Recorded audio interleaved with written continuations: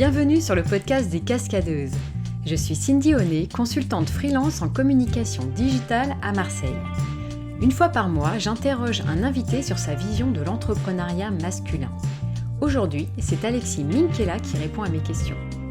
Quand Alexis s'est lancé à temps plein dans le freelancing en 2019, il s'est posé beaucoup de questions pour développer son activité en marketing de contenu. C'est alors qu'il décide de créer le podcast Tribu Indé pour partir à la rencontre d'autres freelances expérimentés et apprendre de leur expérience pour progresser. Tribu Indé, c'est aujourd'hui une grande communauté de freelances avec qui Alexis partage son expertise, ses conseils, toujours avec humilité et bienveillance. 2020 est une année remplie de nouveaux projets pour Alexis, avec Le Mode d'Emploi, une formation gratuite pour les freelances construite avec Rémi Rivas, un voyage en Asie en digital nomade avec Valentin Decker et un livre sur le freelancing en préparation avec la maison d'édition Erol. J'espère que ces échanges vous plairont et vous donneront envie de mettre 5 étoiles et un commentaire sur votre plateforme d'écoute pour soutenir le podcast des Cascadeuses. Bonjour Alexis, merci beaucoup d'avoir accepté mon invitation sur le podcast, je suis vraiment ravie.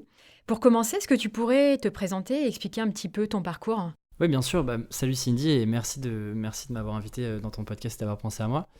Du coup, je m'appelle Alexis Minkela et aujourd'hui, je suis le créateur du podcast qui s'appelle Tribu Indé, qui est un podcast où je pars à la rencontre de freelance et puis de plus en plus de créateurs de contenu, de projets, et dans lequel on discute de leurs projets, de leur stratégie pour se lancer en freelance et pour trouver des clients, de leur organisation.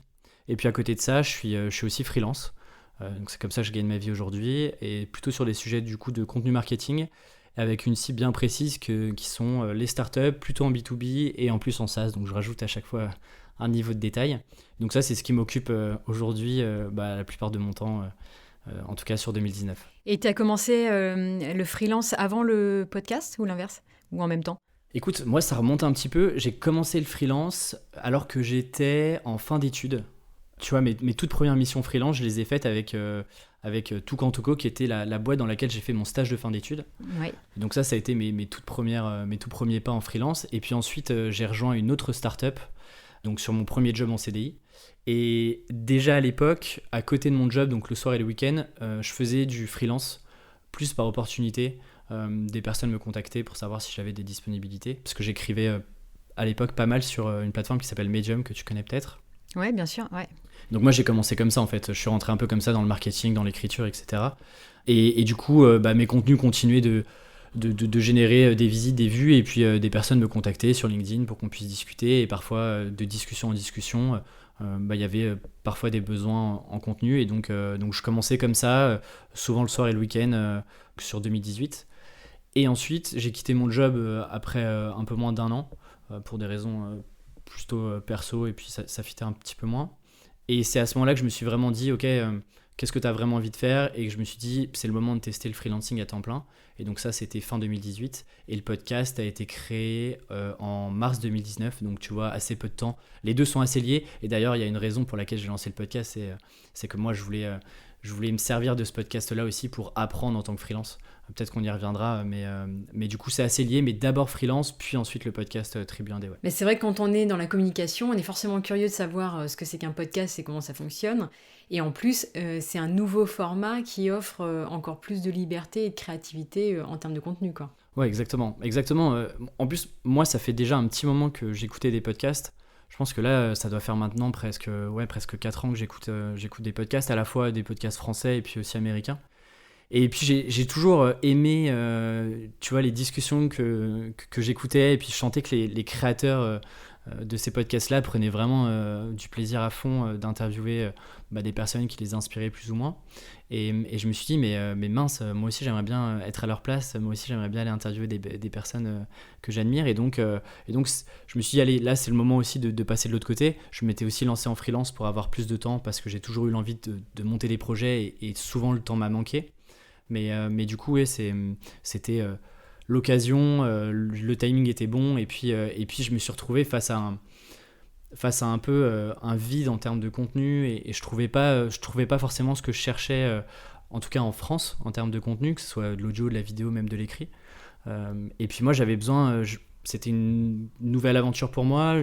j'y connaissais pas forcément grand-chose. Et donc, j'avais besoin d'apprendre, j'avais besoin de lire des choses. Et je pouvais pas appliquer seulement ce qui existait aux États-Unis parce que les mentalités sont pas du tout les mêmes, les codes sont pas du tout les mêmes qu'en France. Et donc, ça a été une des premières raisons. Et puis, moi, j'ai eu beaucoup de mythes et de préjugés que je me suis lancé en freelance, que ce soit des amis, des proches ou même des personnes que je rencontrais. Tu vois, d'un côté, en fait, être freelance, c'est tu vas être précaire, tu vas beaucoup plus galérer que quand tu étais salarié. Et puis, au début, je travaillais souvent de chez moi. Et donc, les personnes avaient l'impression qu'en fait, je bossais pas, que j'étais dans mon canapé à regarder des vidéos YouTube. Et tu vois, et c'est marrant parce qu'on en parlait juste avant d'enregistrer, mais je pars en Asie dans quelques mois et c'est la même boucle qui se répète. C'est-à-dire que les personnes pensent que je pars en vacances. Et t'as ce lapsus de ah oui, tu vas partir en vacances. Et du coup, c'était l'objectif de ce podcast-là, de montrer que, en fait, les freelances, c'est des gens qui travaillent, qui se donnent à fond et que c'est un vrai business et que ça dépasse simplement le lifestyle qu'on peut te vendre, etc. Et le deux, que finalement, c'est pas aussi simple que ce qu'on nous fait croire et que ça demande de l'engagement, de l'énergie, de l'implication, mais qu'au final, c'est vraiment super cool et que les personnes qui le vivent prennent du plaisir au maximum, quoi. Ouais, bien sûr. Ça offre quand même beaucoup de liberté. Ça permet d'avoir des projets en parallèle. Donc ça, c'est quand même génial, mais c'est pas si simple que ça. Et même, moi, autour de moi, les freelances travaillent 2 fois plus qu'un salarié classique, quoi. Ouais, complètement. Mais il y a un truc que j'aime bien, c'est que, tu vois, on choisit nos contraintes. Voilà, ouais. C'est pour ça que moi, j'aime pas trop parler de liberté en freelance. Je parle plutôt de flexibilité. Ouais, d'accord. Et ça, c'est un truc vraiment important parce qu'on n'est finalement pas plus libre que d'autres. On a aussi des contraintes. On a des contraintes clients. On doit rentrer du chiffre d'affaires, on doit gagner notre vie. On doit s'organiser. On doit se créer des routines. Et c'est pas si différent que les salariés. Mais l'avantage qu'on a, c'est qu'on peut les choisir. Tu vois, si tu as envie de travailler le week-end, en fait, tu peux le faire. Tu as envie de travailler pendant tes vacances, tu peux le faire aussi.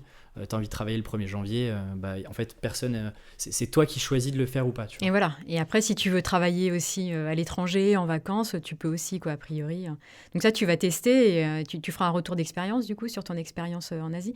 Ouais, l'idée, c'est, du coup, là, je pars 3 mois à partir du mois de février. Je pars pas tout seul, je pars avec un ami qui s'appelle Valentin Decker, si jamais il passe par là. Et oui, l'idée, c'est on part 3 mois et on n'y va pas pour voyager, on y va vraiment où on reste.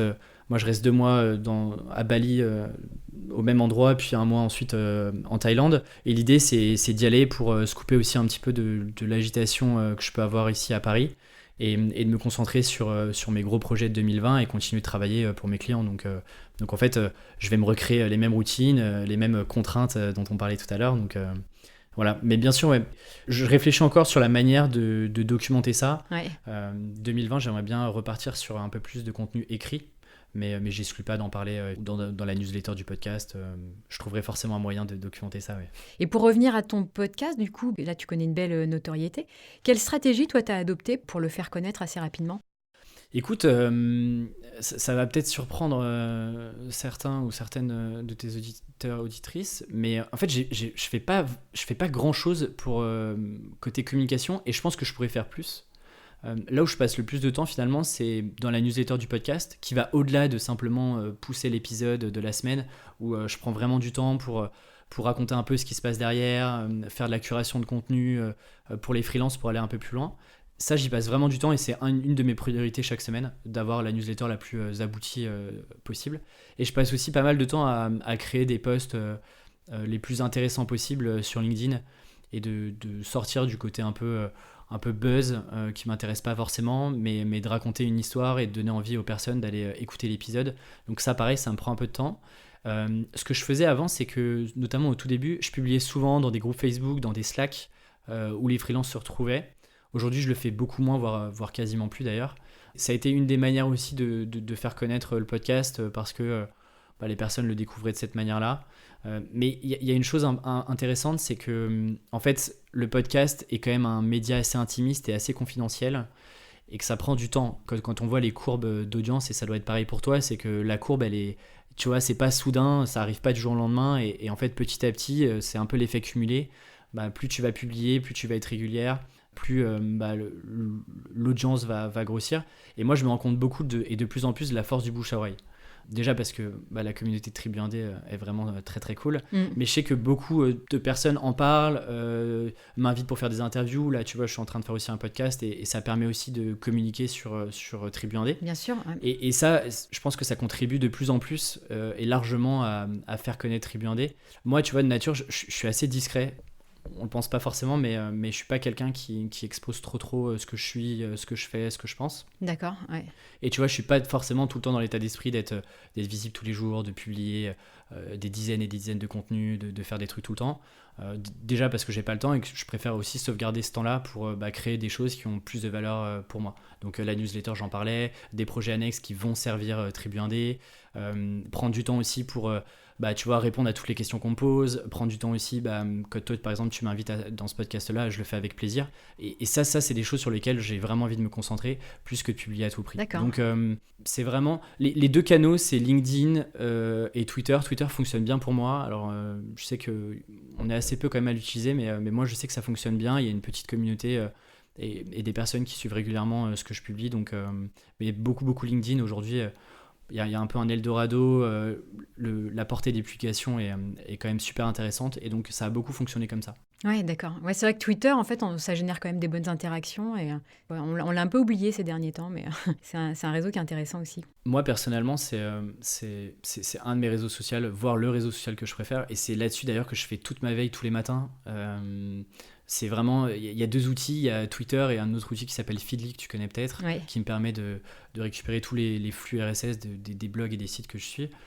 Mais vraiment, Twitter, une fois que tu l'as bien configuré, que tu suis les bonnes personnes, c'est vraiment une mine d'or de contenu. Et justement, parce que c'est pas forcément trop utilisé en France, je pense qu'il y a vraiment un créneau à prendre si on prend le temps de bien comprendre comment le réseau social fonctionne. Ouais, bien sûr, ouais, c'est vrai. Et alors du coup, tu t'occupes du podcast, de la newsletter, tu fais une veille. En fait, tout ce qui tourne autour de Tribu Indé, ça te prend quand même pas mal de temps sur ta semaine et ton activité de freelance. Est-ce que le retour sur investissement est à la hauteur justement de cette implication et du temps passé ? Tout dépend ce que tu mets derrière le retour sur investissement. Alors, je parle pas forcément au niveau financier, mais c'est aussi remplir les objectifs que tu t'étais fixés au départ en créant le podcast, c'est-à-dire acquérir de nouvelles compétences, développer ta notoriété, développer aussi une communauté, etc. Quoi. Non, bien sûr. Effectivement, sur l'aspect financier, tu vois, je regardais juste avant un petit peu le temps passé. Par exemple, sur le mois de décembre, j'ai passé sur le podcast, enfin en tout cas sur le projet Tribu Indé, qui va de plus en plus au-delà du podcast. Tu vois, par exemple, j'inclus la FAQ que j'ai faite en vidéo, je l'inclus aussi dans ce projet Tribu Indé. J'ai passé 60 heures en décembre. Ah oui, pas mal. Donc effectivement, si après je fais un taux horaire, oui, je suis très loin d'un retour sur investissement que je peux avoir sur mes clients. Mais en fait, ça m'apporte tellement d'autres choses absolument géniales à côté, que ce soit, moi j'apprends énormément, je structure beaucoup mieux mes idées, et puis c'est un projet que j'ai monté tout seul, de A à Z, et rien que ça, en fait, c'est un plaisir qui est incroyable. Et puis oui, en fait, tu vois, je continue de rencontrer de super personnes, et il y a un truc qui est vraiment génial et que tu dois aussi avoir, c'est les retours que tu as en fait.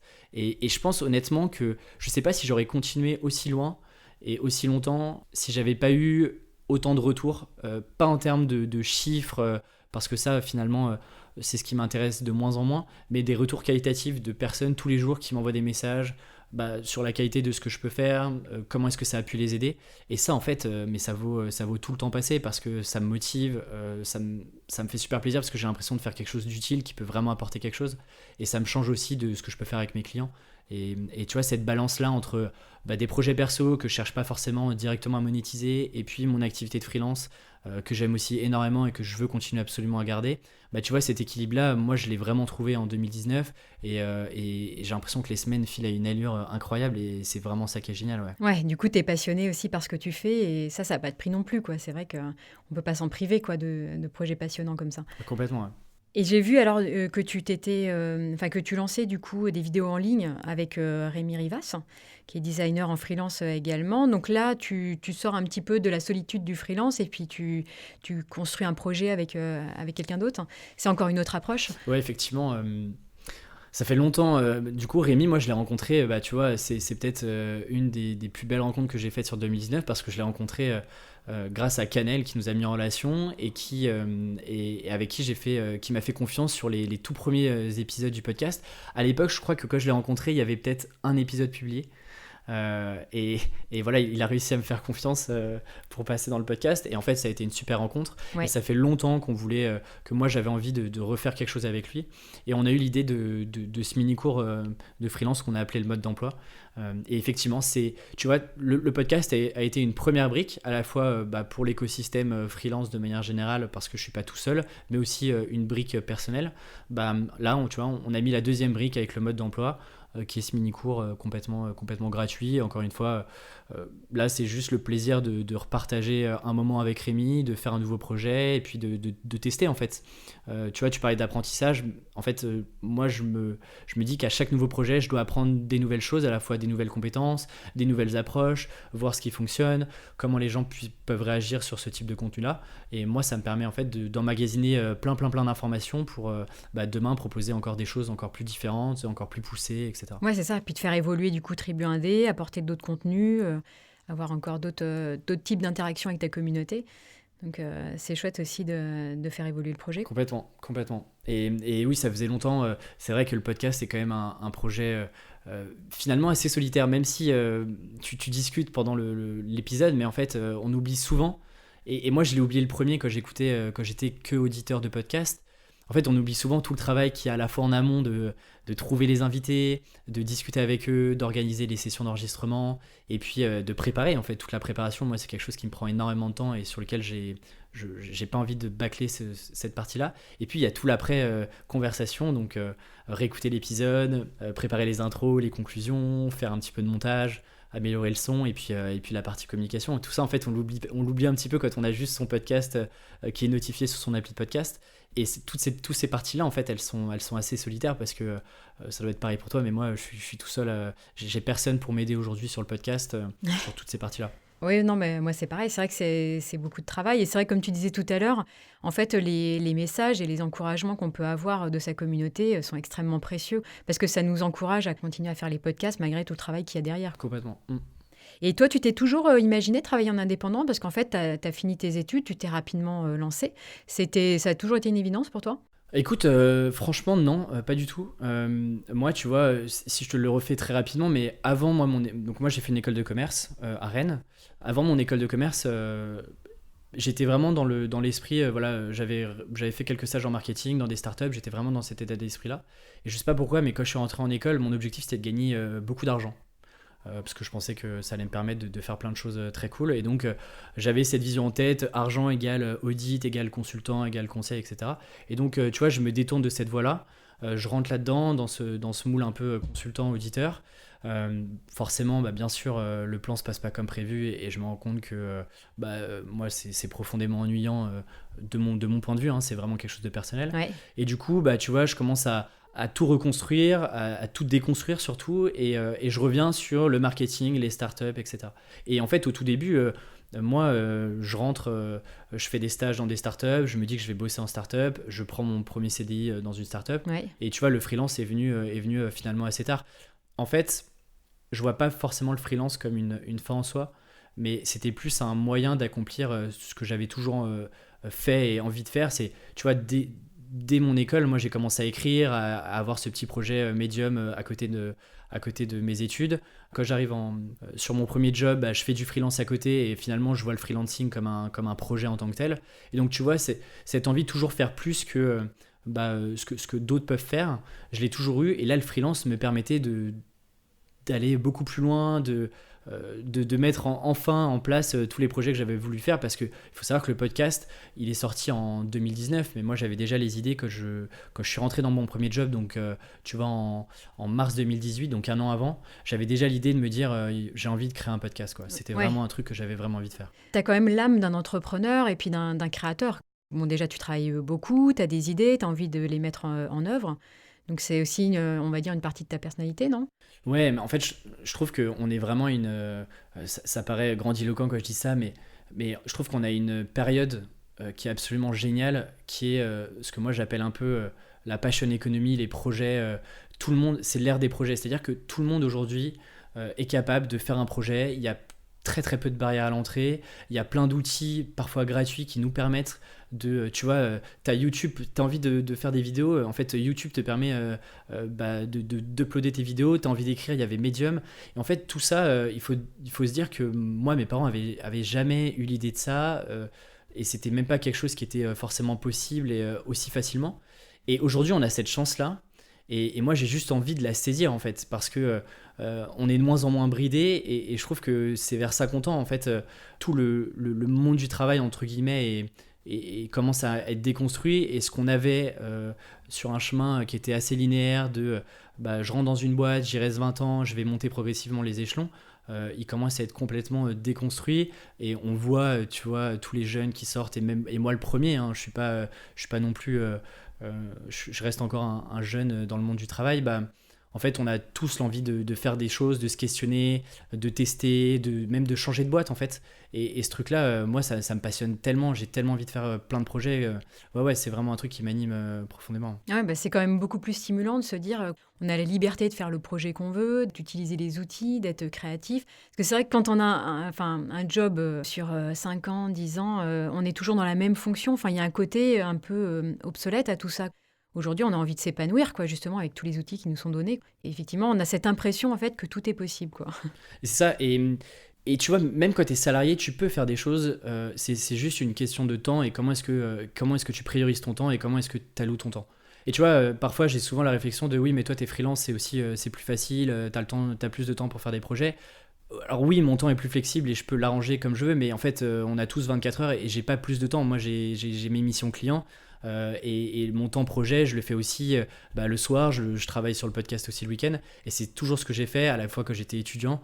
Je travaillais le soir après mes cours, quand mes potes allaient prendre des bières. Quand j'étais salarié, c'était pareil. Donc en fait, tu vois, c'est pas réservé que à des freelances, à des entrepreneurs de monter d'autres projets. Je pense qu'aujourd'hui, tout le monde y a accès, et c'est ça qui est vraiment génial, quoi. C'est vrai. Et pour toi, c'est important justement de concilier tes aspirations personnelles et tes projets professionnels, que les deux soient en adéquation, en fait. Ouais, c'est vraiment moi ce qui me manquait, tu vois, dans mon premier job. C'est aussi pour ça que ça n'a pas forcément matché. C'est que j'accorde quand même beaucoup de place à, tu vois, la vision qu'une boîte peut avoir, et l'équipe, les gens qui m'entourent, l'entourage, etc. Et ça a un énorme impact. Et du coup, effectivement, le fait d'avoir des projets personnels qui, en fait, se transforment en parfois projets professionnels, tu te rends compte que moi, j'ai la maîtrise presque totale là-dessus. Tu vois, je suis aujourd'hui capable de choisir mes clients. Je suis aujourd'hui capable de choisir le type de mission que j'ai envie de faire, le degré d'accompagnement que j'ai envie d'avoir. Et c'est pareil sur mes projets. Tu vois, le podcast, je suis complètement maître. Personne injecte de l'argent et me dit quoi faire. Si demain j'ai envie de l'arrêter, je l'arrête. S'il a envie de prendre une nouvelle forme, je le fais. Et ce truc-là, tu vois, la frontière perso-pro, elle est de plus en plus fine. Et moi, je suis complètement OK avec ça. Et tu vois, souvent, on me reproche, je pense à ma famille, de parfois pas avoir réussir à couper et pas faire la distinction entre le pro et le perso. Mais en fait, c'est quelque chose sur lequel je suis hyper à l'aise, et c'est complètement voulu, en fait. Enfin, je vois pas vraiment de distinction, et je ressens pas le besoin de faire absolument une distinction entre ma vie perso, mes amis, etc. Et puis la partie professionnelle, business, entre guillemets. Quand je t'entends, j'ai l'impression que les choses se sont déroulées assez naturellement pour toi. Est-ce que tu as connu des moments difficiles dans ton aventure entrepreneuriale, et est-ce que éventuellement tu pourrais me parler d'un moment en particulier ?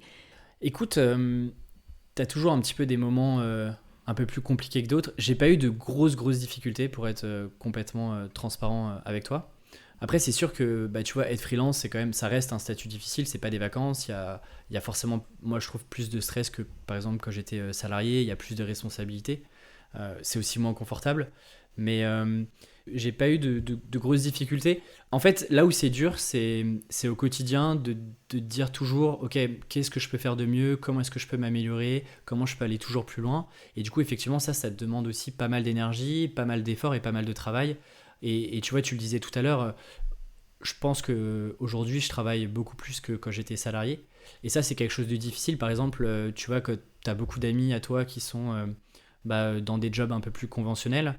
et qu'on te propose d'aller prendre un verre ou d'aller au ciné, etc., et que toi tu leur dis bah non, en fait je préfère bosser sur mes projets, j'ai des choses à finir, bah parfois tu vois c'est compliqué d'expliquer, d'argumenter, de faire comprendre que c'est vraiment important pour soi. Donc, tu vois, tu as cette partie-là de difficulté. Et puis, tu as toujours ce. Je sais pas si tu as lu le livre qui s'appelle The War of Art de Pressfield, qui parle souvent de résistance. Et la résistance que tu dois combattre tous les jours, notamment quand tu fais des projets, tu vois, pour te forcer à avancer sur tes projets, à publier, à partager ce que tu fais. Et en fait, bah, tu vois, cette résistance-là, tu l'as. Moi, je l'ai à chaque fois, c'est-à-dire à chaque fois que tu pousses un nouveau podcast, que tu lances un nouveau projet. Là, par exemple, en début de semaine, c'est la première fois que je faisais une conférence devant. Il y avait à peu près 250 personnes. C'était la première fois que je faisais ça. Et je peux te dire que 2 heures avant, en fait, j'étais vraiment en train de me dire, mais qu'est-ce que je suis en train de faire? Qu'est-ce que je vais raconter? Personne va comprendre ce que je vais dire. C'est nul, etc. Et en fait, tout ça, il faut le combattre, il faut y aller. Donc, c'est en ce sens-là que c'est difficile parce que quand tu es dans un cadre où tu es dans une équipe, tu as une hiérarchie, tu es dans un projet plus commun avec une aventure plus collective, tu vois, tu es poussé par l'élan et puis la machine collective. Là où quand tu es tout seul, en fait, si tu décides de rien faire, tu fais rien en fait. Et il n'y a personne pour te dire allez, go Alexis, il faut y aller quoi. Ouais, il faut se challenger et puis sortir de sa zone de confort. Et c'est compliqué quand c'est toi qui es mis en avant et pas ton entreprise. Ouais. Exactement. Et avec du recul, est-ce qu'il y a des choses que tu ferais différemment? Là, tu as un peu plus d'1 an de freelance, 2019. À temps plein, ouais. Ouais. Et il y a des choses que tu aurais fait différemment ou pas faites Écoute, pour être tout à fait honnête avec toi, je suis vraiment content de mon année 2019. Je pense que ça a été l'année pour moi la plus intense aussi parce que c'était cette première année-là où je me lançais en freelance. C'est aussi ce projet Tribu Indé qui m'a un peu aussi dépassé. Je pensais pas le porter aussi loin, en tout cas en 2019. Je trouve que tout s'est bien passé. Je pense que la chose que je referais, c'est de prendre un peu plus de temps pour moi sur des choses un peu plus personnelles. Tu vois, je me suis pas forcément trop laissé de temps sur des activités que j'appelle un peu plaisir. Je me suis un peu rattrapé sur cette fin d'année 2019, et je compte le faire sur 2020.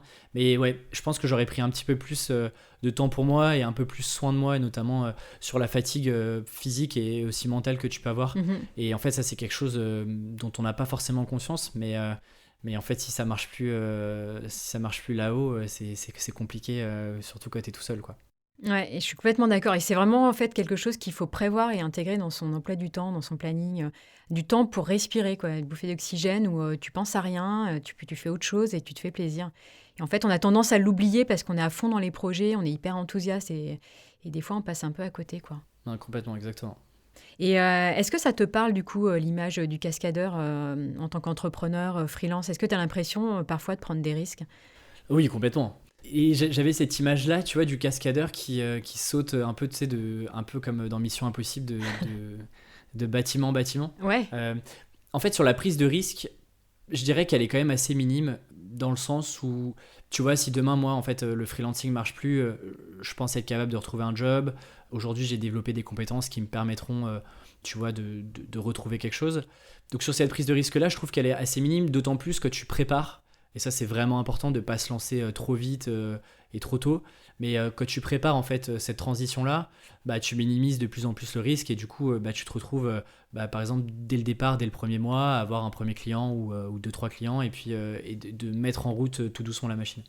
Et du coup, sur la partie cascadeur, moi j'aime bien tu vois, le cascadeur qui saute un peu d'immeuble en immeuble. Et c'est un peu ce que je fais, c'est-à-dire à la fois entre mes clients, entre différentes missions, différents projets, et puis mes projets plus personnels. Ouais. Et tu vois, cette notion d'être toujours en mouvement, tu vois, j'ai vraiment l'impression d'aller vite. Sur 2019, j'ai l'impression d'avoir fait plein de choses et de ne pas être resté, tu vois, un petit peu attentiste et voir l'année passer et me dire mince, j'aurais dû faire ça, ça, ça et ça. Je pense que j'en ai fait beaucoup, j'aurais toujours pu en faire plus, mais tu vois, de me dire, ok, l'année 2019, elle a été chargée, j'ai fait des choses chouettes et j'espère que 2020 prendra le même chemin. Et donc, c'est en ce sens-là que, oui, effectivement, on est un petit peu cascadeur de sa propre vie. Ouais, c'est ça. Et alors, en 2020, tu as des projets particuliers qui te tiennent à cœur?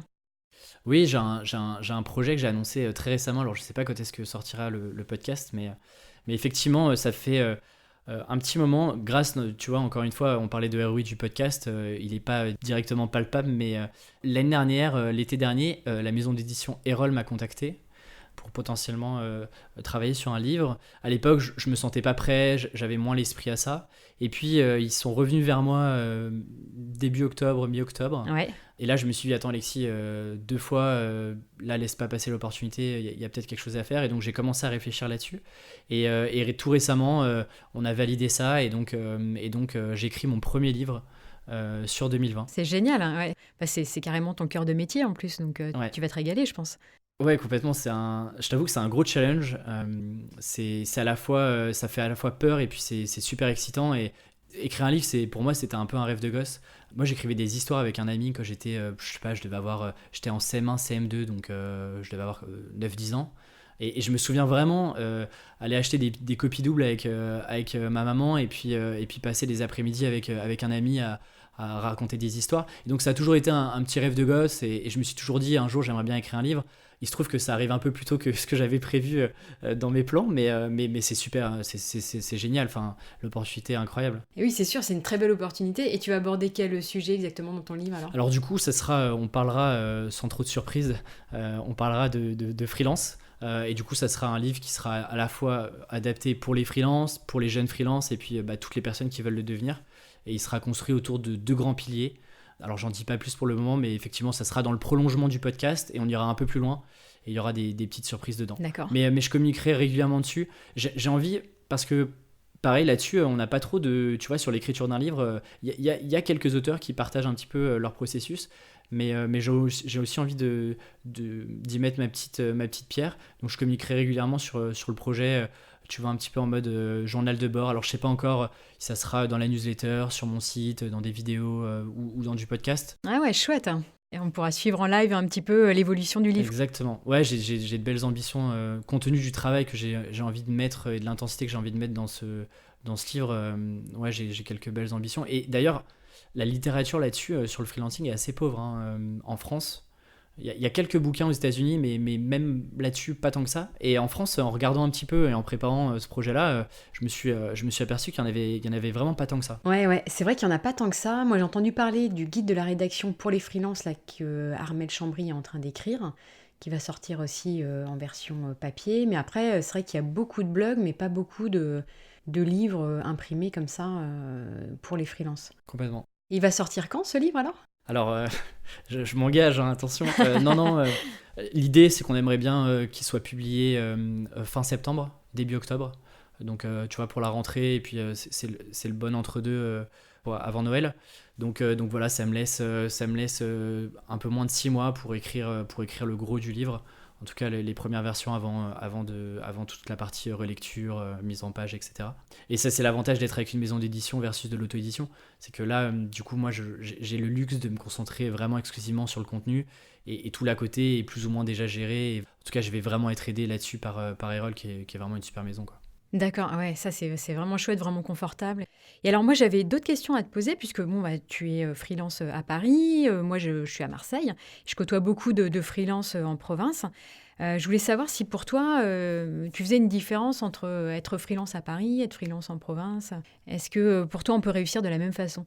Oui, alors c'est vrai qu'effectivement moi je parle de ce que je connais, c'est-à-dire mon activité à Paris.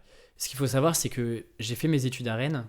Donc, bien sûr, c'est pas Marseille et c'est plus petit que Marseille. Mais effectivement, les écosystèmes sont pas les mêmes. Et tu vois, quand je comparais à Rennes, bah, l'écosystème était beaucoup plus petit. Il y avait par exemple moins d'événements. Il y avait beaucoup moins de micro-communautés.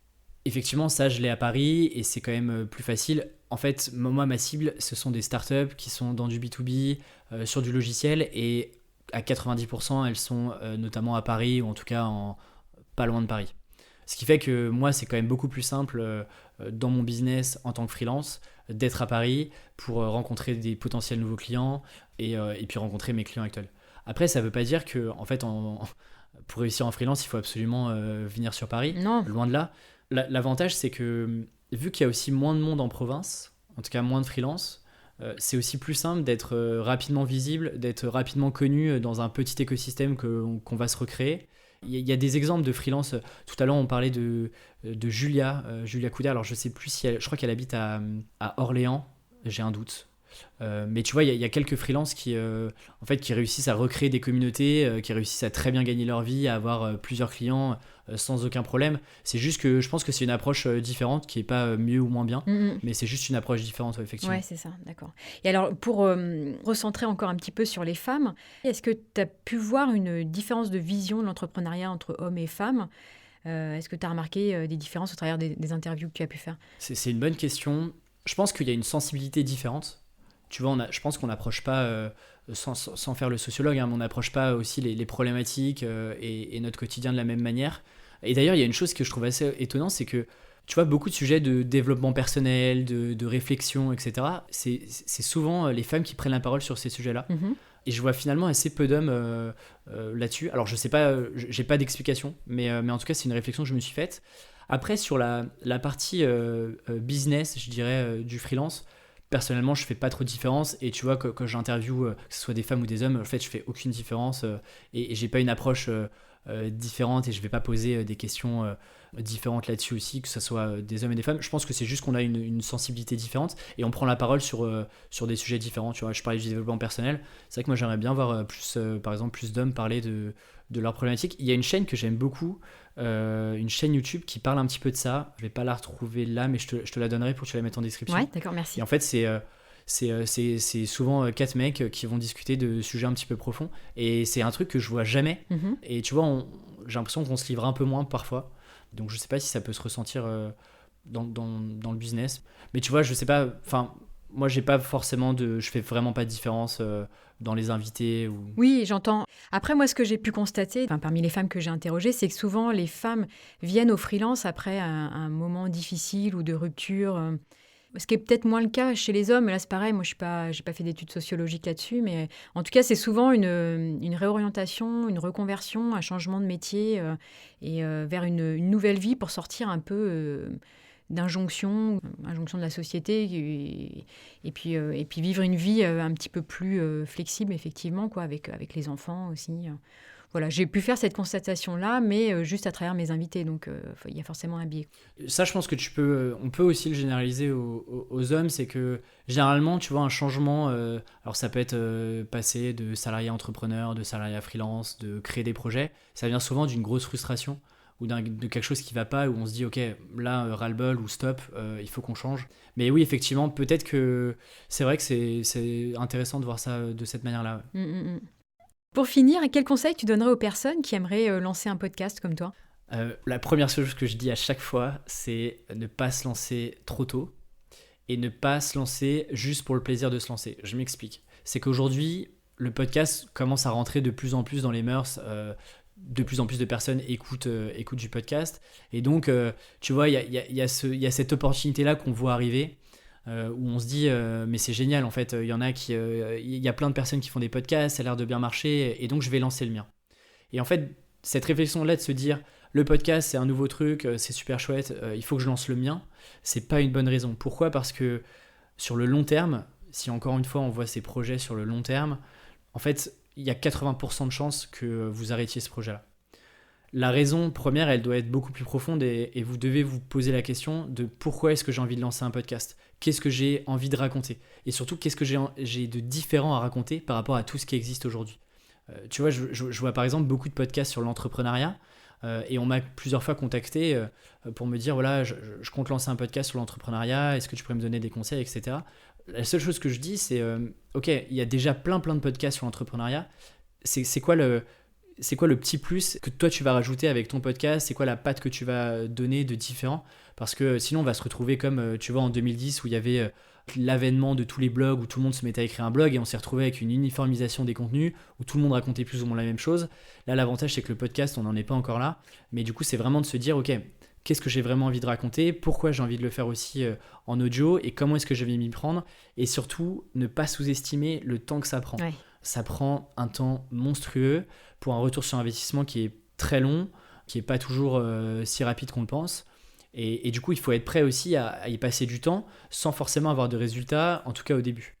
Et ça, c'est quelque chose qui est intéressant parce que si tu regardes un peu tous les nouveaux podcasts qui se sont lancés en 2019, t'en as plein qui se sont arrêtés au bout de 3, 4, 5, 10 épisodes. Et oui. Et en fait, c'est dommage parce que le podcast c'est vraiment un projet, mais comme tout d'ailleurs, hein. Enfin, je pense qu'il faut vraiment avoir à chaque fois qu'on lance quelque chose et qu'on veut mettre de l'énergie, c'est de se dire ok, à long terme, est-ce que je serai prêt à tenir, est-ce que je prends suffisamment de plaisir, etc., etc. Ouais, c'est pas un petit projet, quoi, ça c'est sûr. Et est-ce que tu aurais un podcast à recommander ? Écoute, bizarrement, j'écoute et ça m'embête, mais j'écoute de moins en moins de podcasts depuis que je fais le mien. Mais il y a un podcast que j'aime beaucoup, que j'écoutais en anglais, qui s'appelait à l'époque, qui s'appelle d'ailleurs toujours Business Wars, et qui a été traduit. Et donc c'est un podcast qui est aujourd'hui aussi en français, qui s'appelle La guerre du business ou La guerre de business. D'accord. Et c'est un podcast qui est vraiment génial avec une belle prod.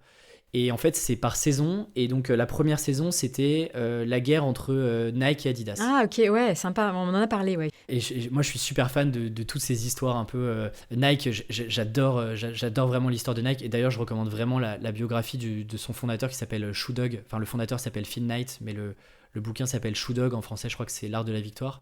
L'histoire de Nike est incroyable. Et je connaissais pas le revers avec Adidas. Et tu vois, ça doit être des épisodes de 20 minutes, il doit y en avoir une petite dizaine, et c'est absolument génial. Il y a de la musique, c'est hyper vivant, et c'est vraiment chouette. Et donc ça, c'est un podcast que je redécouvre du coup en français, et que je trouve vraiment génial. Bon, super. Écoute, merci beaucoup Alexis d'avoir répondu à mes questions, et puis on a hâte de voir tes futurs projets arriver. Merci Cindy pour l'invitation, et puis à très vite. À très vite. Salut. J'espère que cet épisode vous a plu. Vous retrouverez les références évoquées sur le compte Instagram Les Cascadeuses Podcast. Et si vous souhaitez soutenir les interviews des cascadeuses, vous pouvez mettre 5 étoiles et un commentaire sur Apple Podcast.